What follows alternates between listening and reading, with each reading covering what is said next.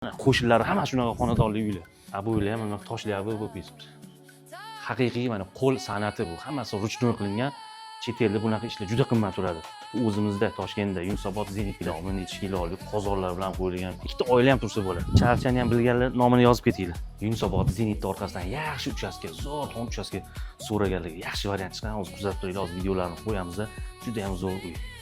Uchqunaga, Yunusobodda elitniy mahallasi Zenit zavodining orqasida, shundoq Tanavar to'yxonaning orqasida 5 uy 7 sotuv, bir 6 ta 7 ta o'zini basseynlariga bor ega, juda chiroyli, fayzli hovlimiz chiqqan. Mana hovlini o'zi ko'rayotgan bo'lsanglar, juda mana dekoratsiyalarni ham juda chiroyli qilib qo'yishgan. Kirsanglar xullas ana chiqqinglar kelmaydigan hovli. Ko'chalarni gapirmayman, ko'chalar bundan ham zo'r. O'shancha hovlini o'zidan boshladim. Hozir endi sizlarga ichlarni ko'rsataman. Bismillah, mana ham kiraverish oshxona, ko'rib turgan hamma narsada shu yerda quvvat.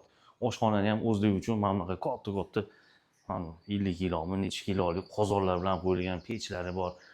Mana mebellarni ham yaxshi xolodilniklar. Xo'p, bu yerda oshxonadan kirib kelishimiz bo'ldi. Mana bu yoqdan yana hovldan ham kirib keladigan mana eshigimiz bor, kiraverishimiz. Mana bu yoqda bitta spalniy, bu yerda endi ko'rsatmadim. Mana bu yerda prachniy, bu yerda ham ko'rsatmadim. Aytgancha, mana bu yerda podval, tegin podvalimizda sauna, basseynlari bor, o'tiradigan joy, keyin alohida zimniy garajlarimizgacha bor.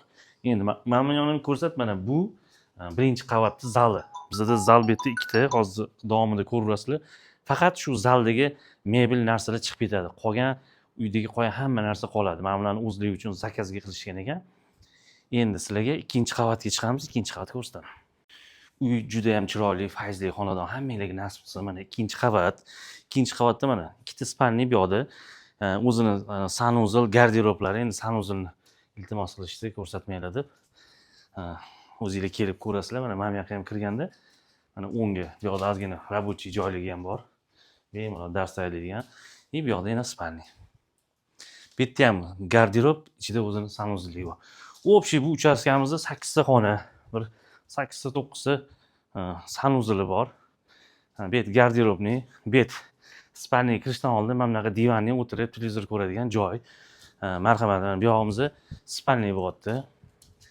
Xo'p, naryoqda burchakda garderob, mana bu yoqni sanuzilni mayli mana ko'rsatishga ruxsat berishdi. Mana sanuzillarni ham ko'raverasizlar.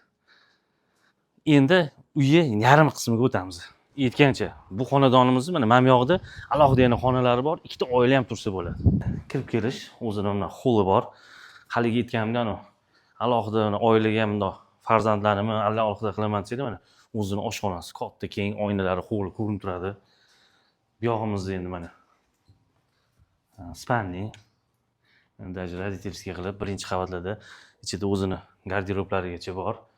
Mana bu yog'imiz mana sanuzil birinchi qavatdagi, hammasi sifatli narsalardan qilingan. Mana zal. Shunda bu xonadonda ikkita zal bo'lyapti. Qaranglar. San'at asari bu. Ganj qo'l ishlari bilan qilingan. Xullas, bu shu go'zal xonadonimizning narxini egalari 600 ming AQSh dollarida so'rashyapti. Kelishtiradigan joyi bo'ladi. Pastki nomerlarga aloqa chiqinglar, hammanglarga nasib qilsin, tamom.